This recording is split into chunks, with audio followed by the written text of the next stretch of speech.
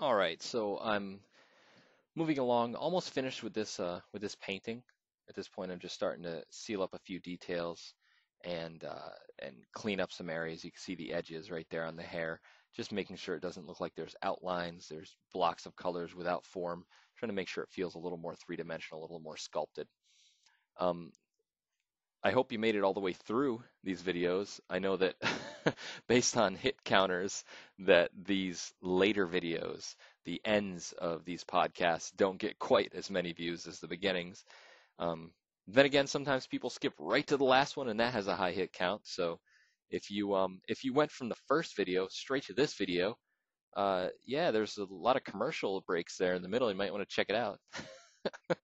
And in case you did miss it, basically, to keep it short, go to joebloom.blogspot.com or artsquaredbooks.com. Sorry, those are my shameless commercials.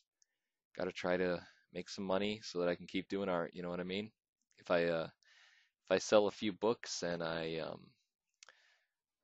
get a few visitors to my website and everyone spreads a little bit of the love, maybe I can continue to do these paintings with a little more ease, and hopefully you'll benefit a little bit from that. I hope you enjoyed it anyway. So anyway, um, I'm now, starting to get these edges on the horns here. See the light? And then describing some of these creases and the folds, just getting some of the details finished. Um, these podcasts I've been doing, I know that sometimes there's big gaps between them and sometimes they're only days apart. It's hard to find time to do that, but I really think that if you have the chance and you have the time to do this, really, really, or even just make the time, even if you don't record it, what you're doing, just sit down and do a painting just for the sake of teaching yourself one thing, or maybe going through the motions once. People talk about getting mileage on your pen or under your belt. It really is important for artists if you really care about the quality and your craft and your ability and just getting enough experience in to be better at what you do. It's really important to go through the motions. And sometimes as artists we don't have as many opportunities to do work as we'd like. I do freelance illustration and character design. That's what I mostly do. I've been doing character design for some animations. You may have seen the Virgin Media commercials. If you look them up here on YouTube, look up Virgin Media Mick Hucknall, Virgin Media Melanie Brown. If you look up, a recent one is Kelly Osbourne. It's in theaters right now in late November 2008 um, in London in the UK. I've been doing character design for that, and that's one job. Granted, it was a great job. It lasted 6 months or so. You could see him throwing some heavy whites in here to get that light cast on the side of his head on the painting. But I worked on that project for several months and it's wonderful work and everything, but it's just engrossed into one task over and over and over again. And then once that's over, it's freelance. So I go home and I have no job for a while. So I have to, live off of um, getting other little freelance gigs. Sometimes they're 2 days, sometimes it's one illustration, sometimes it's caricatures, live caricatures at events. And for freelance artists to make a living, you have to get work where you can. So there's times when I don't have a job, an actual job for a little while, and I'm at home and I have to go through and practice or I have to promote myself. And one thing that's important is practice. So I might be working on something that doesn't have me sketching every day, or a project that doesn't have me painting every day. And while I try to keep myself busy, um, there's periods where you don't have to be doing artwork to make a living from time to time. And I think it's really important to force yourself to still do it. So these podcasts are all just for me and just for you. I get excited about learning and I get excited about being inspired and I want people to feel that same inspiration. So if I can bring that to you, that's awesome. And I would love to hear about it. Email me and let me know what you want to see and what you get out of it, and I'll try to talk more about it, or what you're not getting out of it, and I'll try to focus on that more.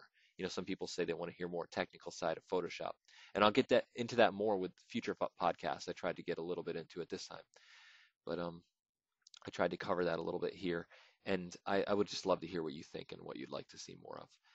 But these are also just for me.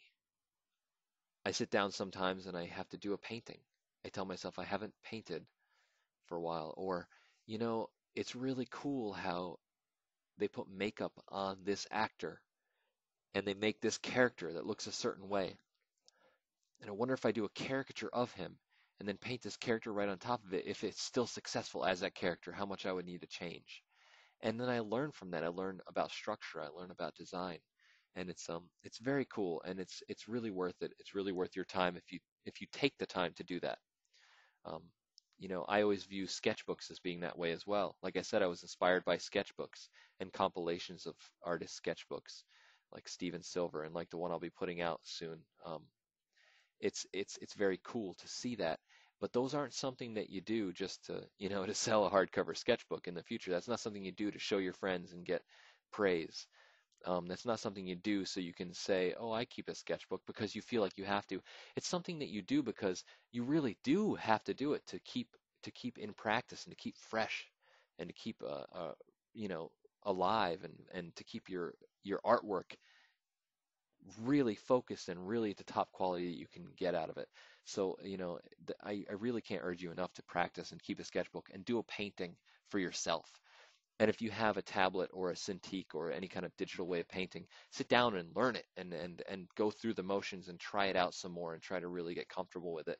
Because then once someone calls and they want an illustration done, or a character design, uh, uh, you know, characters designed for a project, and that you have just a few days, you're going to have to know how to use that tool, and you're going to have to be confident enough and have something to show them and say, look, I can do this. And this is one way to get there. So I'm basically just trying to finish the piece so it looks a little bit like a finished painting. I would spend a little more time typically on the coat and the background, but I enjoy the vignette and the glowing light of this one. It feels sort of hazy and faded out on the edges. You know, I'm describing a little bit of the jacket, his leather jacket, and a little bit of the edges, but I enjoy this, even though it's a little rough with the brushes. Here you can see I made a little bit of a cooler light. I didn't go all the way white, but I went closer to blue and closer to white to try to make that light source look cool, because on his head it is more blue. On the right side, his left side of the face, our right. So I do that highlight in there. And just finishing up the eyes here. Almost finished with this painting. Just getting some of the darkest areas. I'm obsessed with eyes. I think it's a way to show so much emotion in a person and in a painting, in a caricature, in a portrait. There's so much in the eyes that if you get right, you're way ahead of the game. So you can see I get obsessed with doing the details. I'm adding a little bit of a glow to the eyes now. I thought that would be an interesting effect, just a soft glow. And I'm cheating a little with Photoshop using a soft brush and just doing it right on top. But there you go. I think I'm pretty much finished here. As you can see, there's Hellboy. Frame it here for you. There's Ron Perlman as Hellboy from Hellboy 2.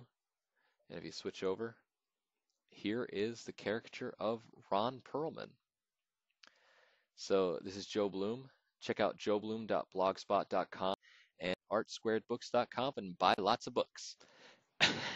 And I'll keep making these podcasts. Thanks a lot.